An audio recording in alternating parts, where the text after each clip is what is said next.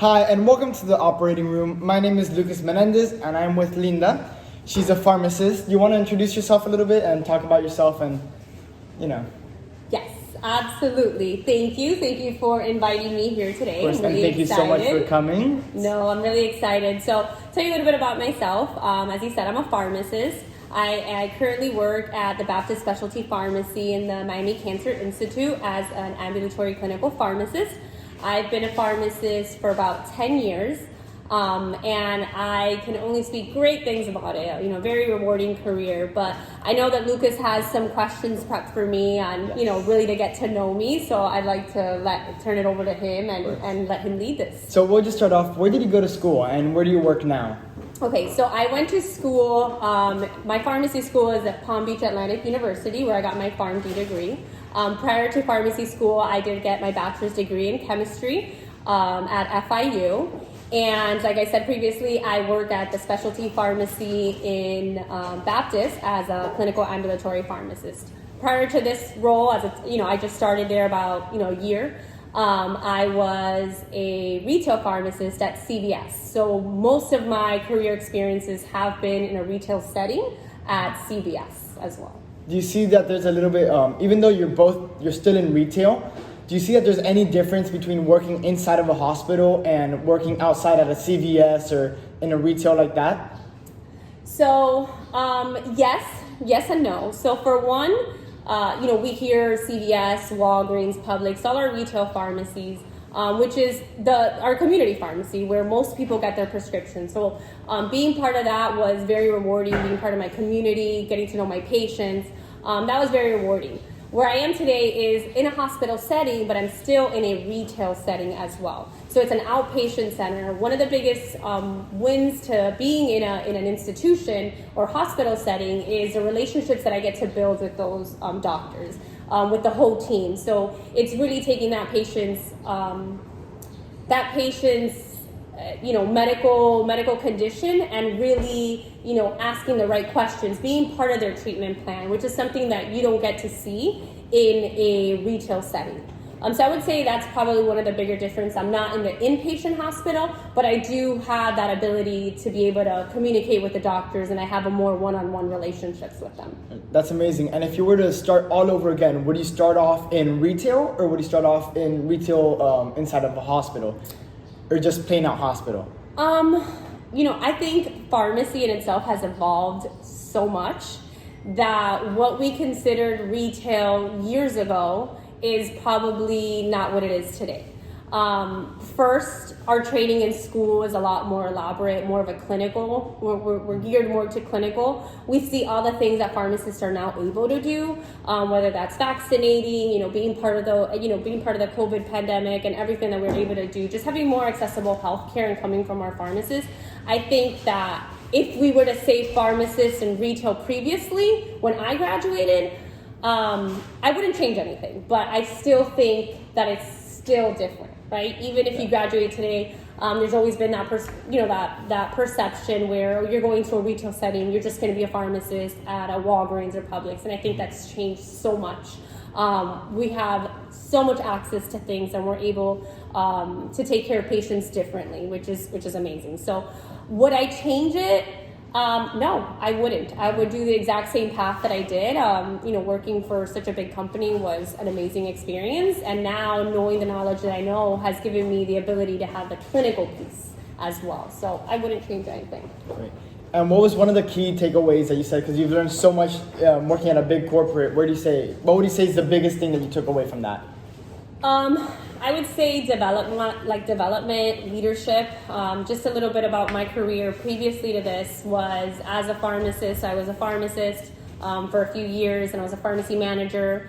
Then I was a pharmacy supervisor, and then I was a district manager. So I think in my whole career, I learned a lot of not only pharmacy, but the leadership piece.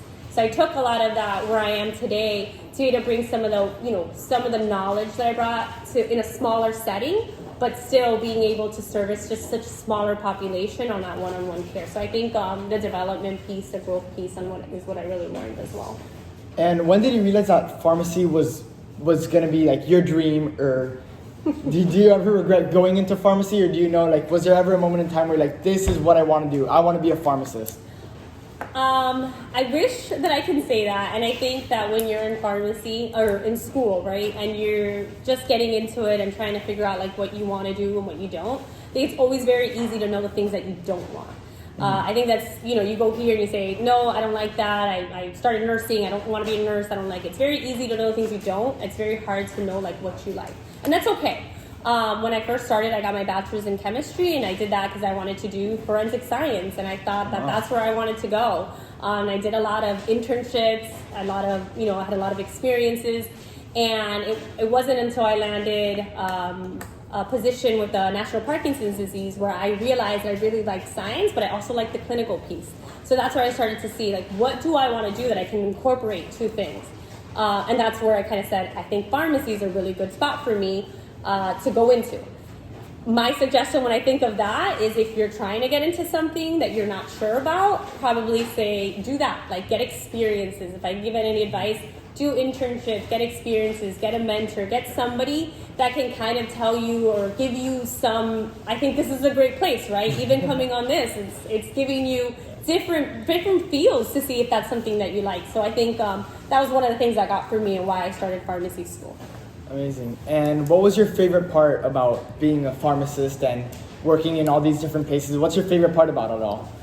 I think for me, it's like the trust that patients have, and it feels really rewarding when patients trust you. When people trust the advice that you give them, trust your healthcare, like your professionalism. I think that's really important. It makes me feel good that someone's calling me and I'm giving them that advice. So I think it's very, rewarding for me. So you think it's mainly the patients that make the day and make your job?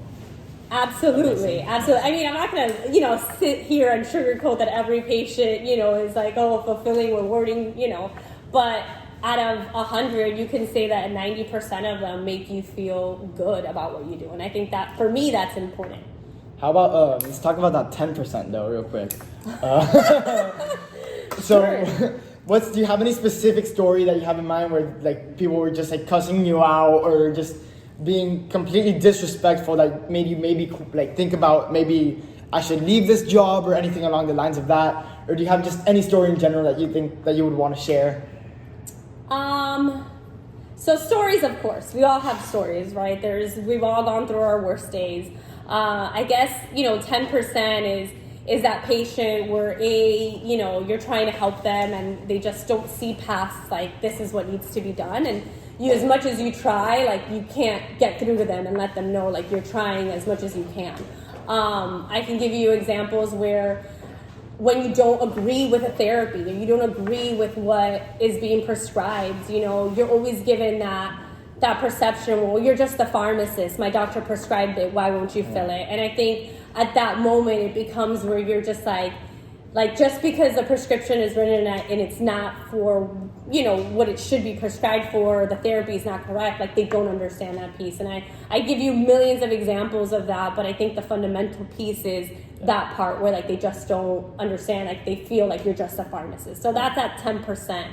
Or, someone, curses at you because, again, you don't agree to the prescription or you don't agree to it. That's very uncomfortable. It's an uncomfortable feeling. And have you ever felt targeted or maybe you felt threatened by somebody who really wants your medications? Because there's a lot of patient, like one-on-one interactions. And do you ever think that there's a moment where you feel threatened by somebody or someone's threatened you? Or do you feel very safe in where you work? I've always felt very safe in where I work, in the environment that I work in. I haven't worked in areas where I have felt uncomfortable. I can only speak for myself. Today, as of today, I have not felt that way. And what's your favorite part about being a pharmacist? Because we already addressed the worst part, the bad 10%. How about the 90%? What's like the favorite patient interaction that you've ever had, or maybe somebody giving you a gift that you remember so clearly? Oh my God, I've had so many. I always say, at my current position now, I'm like that pharmacist that says yes all the time, and I'm like, let's do it for the patient, it's for the patient, and I live by those words, and I always have, because that's the truth. I do I always treat everybody like they are my mom, my dad, my grandparents. Like empathy is the biggest piece that you need to have. So, I give you an example. Patient the other day, we didn't have their medication. I checked their chart, they have a blood clot, right? And the patient's like, oh, you don't have it, I can't wait, forget it, I'll come back Friday. So I go in and I look at their medication, I look at what they're being treated for, and I see they have a blood clot. And I'm like, this patient can't just like not have this medication. Like they don't understand the importance. And, I call another pharmacy, I'm like, can we deliver it for them? And I got the patient to get the medication, and she was so grateful. And the way I see it is, she came back and she's like, thank you, I had gone through a lot that day. She has cancer, I'd gotten some really bad news, and I just couldn't take any more. And she left. And I made sure she got it. And for me, like, I prevented that person from getting a stroke. That's the way I feel it. Wow. So I always look at the patient. Like, yes, it was probably an inconvenience for me to go out of my way. And did I need to do all that? No, I did not need to do it, but it was the right thing to do. So, because it's for the patient. So that's the part for me. That's an amazing story. And did they ever give you anything in return? Like, do you ever expect something in return, or no? Do you think that it's all No. selfless? That's me. It's very selfless. Like, that's who I am, and that's why I love what I do. Nice. And then besides that, do you have any other maybe funny stories that happen with the patient, or something that just made you laugh, or for the most part, is it pretty monotone? I mean, it's funny stories. No, I don't know. I mean, I'm not monotone. I think it's building relationships. I go back to when I was a pharmacist on the bench at, CVS, and how excited I'd get for flu season, or whether it was to give them their pneumonia vaccine. I know I sound probably really silly, but this is the reality, right? Like, if you love what you do, like, I know that saying is so silly. If you love what you do, you won't feel like you work a day in your life. And a piece of that is true, because if you really enjoy what you're doing, like, you'll be happy. And I guess, like, when I would get flu season, I'd get so excited and I'd hype up everybody. And people would look at me like, why are you so excited about this? And I'm like, I'm helping my community. So I think, like, those are, like, my fun stories and my fun things to do, and creating events for that. And do you think that there's a lot, do you ever work with someone that maybe doesn't like their job as much as you do, and they just kind of bum you out? Is there anyone like that? Or do you think everybody's happy in a rainbow? No! Oh my gosh, no. I'm like that person that walks into work and everybody's like, why are you so happy? And I mean, if I could describe myself in a few words, I would say, like, I'm just, like, really energetic, enthusiastic, and I always see the positive of things.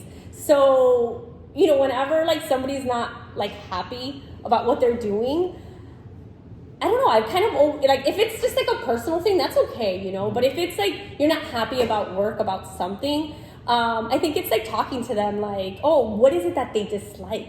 And I say that because in my leadership role, I would always say, like, oh, I think this person would be great for this.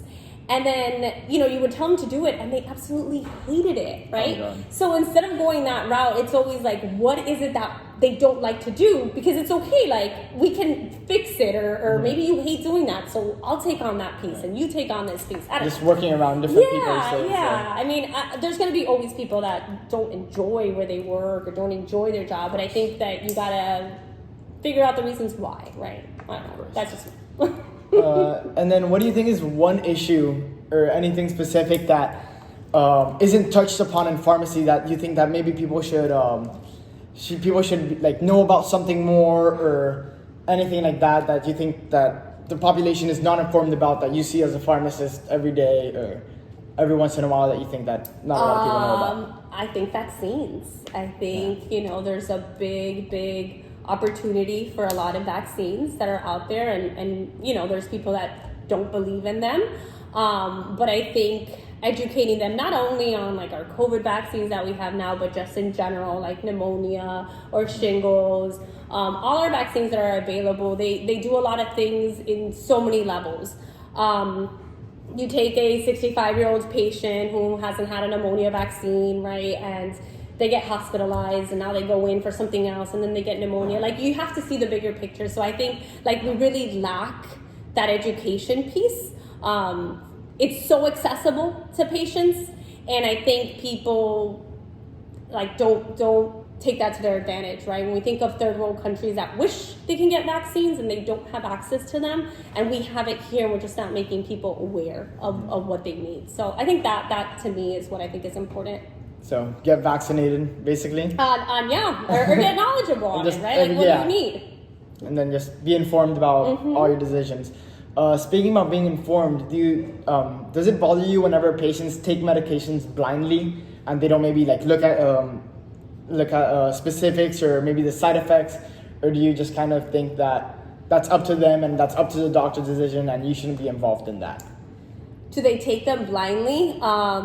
I think that a lot of our patients don't know a lot about the medications they take, and if we're talking about pharmacy, we have a lot of opportunities. If you're not sure if pharmacy is right for you, I mean, we have medication therapy management. That's a huge piece that pharmacists play a big role in. And so if that was something that really, personally to me, I think the doctor makes them aware. I think we're very accessible to ask those questions.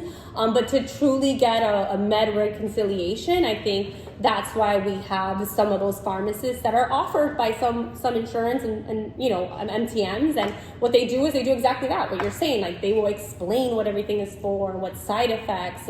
So I think there's opportunities, a lot of opportunities there as well. So you don't think that there's a lot of ignorance within people taking their medications? You think that everybody knows for the most part, or? No. I think there is a lack of knowledge there, and you have a patient that has 8 medications. They probably kind of vaguely know what some are for, but some they just take them because the doctor prescribed them. So I think it goes into, we have to do a better piece at educating them, but utilizing the services that we have. Okay. And do you think that there's any medications that aren't accessible, that should be made more accessible, or people should know about it more? That are not accessible, I think they are accessible. Now, are they cost effective would be a different case. There's medications we have, right? It's just, can patients afford them? Will insurance cover them? And then we hear a lot of times, doctors want to prescribe something for a patient. And I think we come across this a lot. And that's, I think that's probably a touching point that is difficult, because a doctor will prescribe a medication, whether that's for diabetes or for some heart medication or seizures, and the medication isn't covered, right? So, as a pharmacist, we call the office, the doctor, we let them know, can you change your medication? And so many times doctors are frustrated as too, because they're just like, well, tell me what the insurance is going to cover, because I can no longer be a doctor, right? Because the pharmacy goes into, it's accessible, but it's not cost effective, or it's not, patient can't afford it. So I think there's a big piece with that, the cost of medications. And what are your thoughts on, because right now there's an ongoing opioid crisis. Well, I don't know if it's as bad as it was before, to be honest. I'm not fully informed on it. But do you ever feel bad for prescribing opioids, or do you ever see, do you ever witness firsthand that crisis that we're currently facing and that over-reliance on opioids? So, yes, it was a lot bigger, right?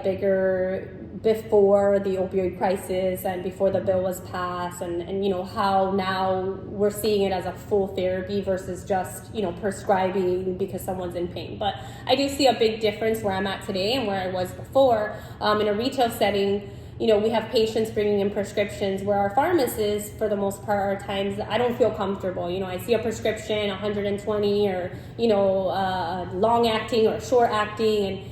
And first, we go to school and we're knowledgeable of the medications, but we don't have that full on, do I feel comfortable with this therapy? So a lot of times you see in the retail setting, they'll say, well, I don't feel comfortable with this medication, I don't feel comfortable with what's prescribed, or that dose is too high, or I don't have it in stock. And where I am today, I unfortunately, I hate that there are very sick people who are in truly a lot of pain, and you do see that. And I think the difference is that where I am today, I am part of that therapy plan. So I'm part of that palliative care team where the doctors and us have a very good relationship, that we feel comfortable prescribing those high amounts of opioids. And it's not because, yes, we just want to give it to them, like, these people are in pain. Like, that's the reality. And then when you're in a retail setting, like, you don't get that. And so calling a doctor and asking them and trying to build that relationship, you don't get that. It's really hard. So the easiest thing is to say, like, no, I can't fill this. So is it an opioid crisis? No. I think that if you have the right plan and you have a right relationship with the doctors you're working with, it's you feel comfortable. The plan is there. That's great. So you say because now you have that connection with your doctors, and now that you're inside that hospital setting, you would say that it's you have the connections, so you feel comfortable because you trust them and they trust you, and that bond allows you to. Yeah, and if you don't agree to something, they're very open to, I understand. I'll get a fentanyl patch starting. Patient's never been on an opioid before, and like the first thing they're like, oh, we told him to take this medication and increase the dose, but it's almost like, okay, yeah, you know what, you're right. I'm gonna prescribe him this and I'm gonna change it. But you feel like you're very comfortable and they respect what you're saying as well. So it's that was gonna lead to my next question of, do you feel respected as a pharmacist?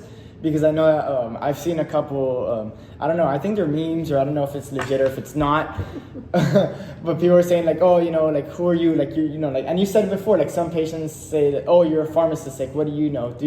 Does that same thing happen with doctors, or do you think that there's a mutual respect between you and doctors?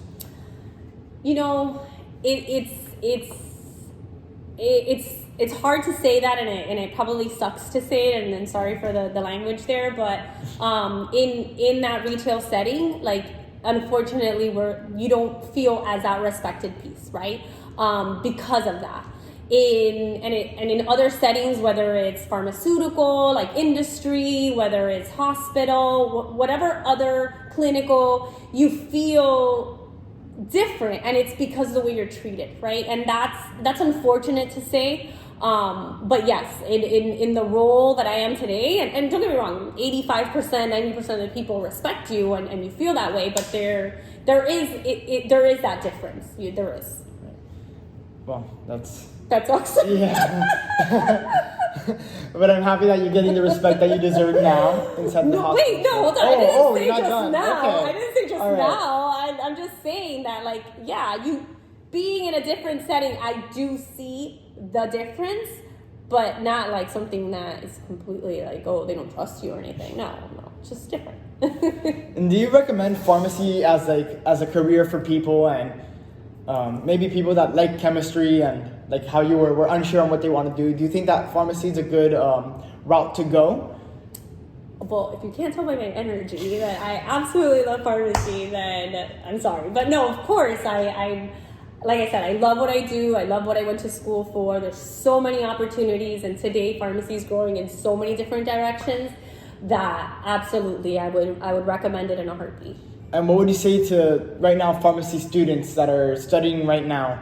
What would you tell them as advice? Do you think that pharmacy school is extremely hard and they'll get better, or is it just hard all the way through? Pharmacy school is hard, right? It's hard. But I think when you get into pharmacy school, like, you already know what you're setting yourself into in any like professional degree. I think you've already set your mind that it's going to be difficult, but most people that go into professional careers are very goal driven. They have a plan and they know what they want. So yes, pharmacy school is, it's hard, but it's doable, right? And you study hard, like any degree, any career that you do, you study hard and you will get there. You will make it work. So what would be your advice to people studying pharmacy? Like, if you were to tell them one thing, or if you were to go back to you studying pharmacy, what's one thing that you said that maybe you wish you knew that you didn't? Or so if you're in pharmacy school, I would say, I went to Palm Beach Atlantic University. I would say to look into what career paths there are and what you're interested in. We always start pharmacy school our first year, second year, and they're like, yeah, I know that I don't want to do this, I know that I don't want to do that. But I think experiences are really important. And if you don't do that early on, you fall into this trap where you say, like, I can only be a hospital pharmacist, or I can only be a retail pharmacist. And there's so many different opportunities that if you know early kind of what you're targeting, you can do shadowing, internships, get to know relationships, get to know that. And then the advice that I give today to pharmacy students that are graduating and are undecided if they want to do retail or do residency or do something else, I tell them, do it now, because you will never go back to school, right? Once you start making, your money, right? It's hard to go back to school and say, oh, I'm going to go back now. So if you ever are unsure, like, do I want to do more? Always do that more. because it'll pay off in the end. And, we have so many pharmacy schools right now that when you're graduating with, I'm just going to say 2 schools, right? You're graduating with, at least 100 students who are all applying for the same positions, right? So what makes you stand out? What makes you set yourself different? And I think, continuing is important. And what's something that you did yourself to make yourself stand out? It's a good question. I graduated 10 years ago, so I would say maybe it was a little different than it is today. I went into where I went is what I wanted, so it was the right thing to do at the time. So I don't know, I can't say I did anything different. I did work in research in my school, was part of every summer I did the research in my school, so I did do something else, but I think I went into the path that I wanted. Perfect. And do you by any chance remember what that research was, or was that too long ago? So I worked with paclitaxel, trying to find a delivery method for an oral medication. So right now, and even today, it's not given orally, but the best formulation for medications where patients can go home and in the comfort of their home is the oral medication. So how can we make this in an oral delivery form? And so what is paclitaxel? Is that how it's a cancer medication, actually. Okay. So, yeah. So it looped around back to what you're doing. I guess it did in the end, right? Oh, wow. It did in the end. But that's that. To me, I got to do that. Like I said, the science piece, my chemistry side, and then add in that clinical piece as well. So. And do you remember any specific class that you liked in college? In pharmacy school, it could be in chemistry, like when you were taking your bachelor's in chemistry. You could, whichever one. I loved organic chemistry. You loved I orgo. know, such a nerd. I know. I loved it because I felt that I was like, it's almost like learning a new language, right? Like you're not taught these structures or anything, right? So you get into school and people are studying languages, right? And if you give that to somebody, like, I have no idea what that says, and you're like, haha, I can read it, right? So I thought, to me, that was pretty awesome to be able to read. A little superiority complex, like reading like structures and stuff. It was literally almost learning like another language to me. So I thought it was pretty cool. That was my favorite. Yeah. And yeah, that's. Is that it? There are no more questions? I mean, I could come up with one on the spot right now. All right. Do you have any? We could go back to the patients, oh, here we go. You want some stories? Yeah, this is like, I like stories, and I think most people that are watching this, enjoy story times. So, do you have any other stories, maybe with a coworker instead of a patient, where you just wanted to choke someone? No, absolutely not. I mean, being a team player is huge, and I say these things, but it's the truth, right? Like, you in your career are going to work with so many people with different backgrounds, different cultures, so many differences that like you have to accept, right? Like those cultures, and like you will mix, like you have to understand, right? Like what you think is right, maybe somebody else doesn't think it's right, but it's kind of like, okay, it's understanding the reasons why. So I have been very lucky never to have any real significant, fights or anything with any coworkers, employees, or anything like that. I mean, stories with patients, I can have a million of those, right? Like there are a million things that have happened. Been cursed out, all those things have happened in your career, but none of those things like break you down or destroy you. They just make you stronger, right? So I know you want to hear stories, but it's hard for me to like go back and yeah. Do you have any specific gift that you just loved that a patient gave you, and that you still have or you still use, or that a patient gave me? Yeah. No, I have I have this like, little pony that they gave me. It was so sweet. She's like, it was like a little My Pony or My Baby Pony or something. My Little Pony? The little purple one. And I remember my coworker being like, that's what they gave you? And I thought it was so sweet, I was like, oh, like she's like giving me this, like if I'm her little granddaughter or something. And I thought it was sweet. I don't know, people, like I always treated them like they were my grandparents. I don't know. I had a very soft spot for them, so, but yeah. And is there any time like you see a patient's condition and it gets to you and it makes you feel bad? Or do you think that over time it's kind of become immune to that. No, yeah, that Still always, hits. it always gets you, especially when you see young kids. Yeah. Like, that's the hardest one. Like, and when you see older parents or family members, like, you not only think about what they're going through, like, but what their family is going through, right? So it's like, you have a sick mom, but like, does she have care? Can somebody take care of her now? Like, that responsibility is on their kids. Or if you have a sick child, like, think about what that mom is going through, like, working and then also trying to take care of them, and they're sick. So like, you not only see the patient, but it's like the family that comes and drops off their medication. So whenever they come, it's asking them too, like, how are you? And having a conversation with them, and like, how's your mom, or how's your dad, how's your daughter? Because that means a lot to them too. So I think that's nice. So also, not only having a relationship with your doctor Yeah. that prescribes a medication, you need The to have one with patient the patient and the family. and the family. Yeah. Wow, that's a lot. I know. It's very rewarding. I'm telling you, it's very rewarding. Do you ever feel as if you've like, whenever something bad has happened to you in your house or anything like that, how do you clear that off your mind when you're going to work? And in order, because you always want to keep like a happy face and have all the patients, because they're coming to you stressed, so Yeah. you don't want to like be like down in the dumps. So how do you overcome that? I mean, there's going to be things that go on at home, things happen, whether that's, on a day-to-day basis. Of course, if it's something significant health-wise is always like a big thing. So it's hard to like come to work and like I said, like imagine what that family is going through. But sometimes, when you go to work and you thought about something silly at home, like, oh, you didn't throw out the trash or you didn't do something. And then you go to work and you're like, you know what, like, I have the option, right, to do this. I like to throw out the trash or not. Like, I'm fighting for something so silly. So I think that always hits you differently when you go to work and you realize like what our job is. I can't say the same for like a finance person who goes into work and like, no, that didn't work, and like they don't get that piece.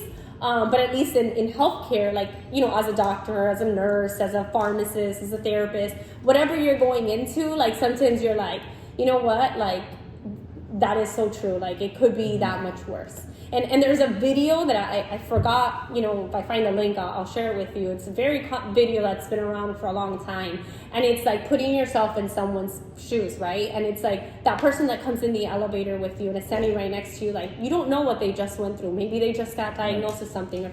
So it always puts into perspective that, yeah, you're going to work, but, it could be worse. So I think for me, it's easy to turn it off. Yeah, and I'll look for the link. I'll talk to you about it after, and I'll put it in the description too. But yeah, so I have a few questions that I just came up with right now. So these just get thrown out of nowhere. So I had a question about farm techs because they're a huge part of the pharmacy itself and how the pharmacy runs. First of all, how big is your crew or your group of people that you work with? In both the retail and retail pharmacy, I guess. Where we are now, I mean, we have a pretty big group. We have about 10 technicians working at a time. We have, 3 to 4 pharmacists. So it's that doesn't even include our clinical team. So it is a nice group. It's a big team. How technicians are a huge piece. And I always say every person's job is important in the position that you're in. No matter what it is or how small it is necessary for some movement in that pharmacy or wherever you're at. So I think technicians play a huge role, and a lot of the times, like, we wouldn't be able to do what we do if it weren't for them. Maybe they don't feel like that sometimes, and you have to remind them that, hey, I couldn't do this alone. So they play a huge part in our. And do you think, are they underappreciated, or do you think that people appreciate them? I think they're respected as well because they're part of the pharmacy team. It just goes always like if the pharmacist technician, the pharmacist is there, they are not, legally allowed to counsel patients. So at that point, it's always given to the pharmacist. But everything they are able to do, whether that's vaccinating now, being part of that workflow team, I think they're very respected in that piece. Yes. And what do you think is going to be the future for pharmacists? Because as we could see, and we could end on this question, as we can see, the role of a pharmacist has increased like crazy, because before I'm pretty sure pharmacists were not allowed to vaccinate, correct? Yeah, years ago. And then now they're able to vaccinate. Do you see that their role and their their role in the Medicare and all of that, do you see that it's going to grow, or do you think it's going to stop right here where it is? So the role is definitely going to expand, right? We're seeing a lot of point of care where you saw patients coming in to get tested for antibody testing at the pharmacy, coming in for COVID testing, not COVID vaccines, but testing. These are all diagnostic things that are done by pharmacists and the pharmacy technician and the pharmacy team. So it's just going to open more opportunities for patients to have more access to care as our companies start to merge more with our insurance companies, being able to pay for some of those services, whether, yes, you do need to go to the doctor and you need to be treated, but there are some things that can be done, accessible to patients. So some labs and some things can be done outside, and I think we're going to see pharmacy, especially in the community setting, going more into point of care services. Awesome, and So, that's yeah. great. Well, I want to say thank you so much for coming, Linda. Thank and you. Thank you so much for watching. Have a great day. Awesome. Thanks for Well, watching. thank you. Thank you Bye. for having me. Bye.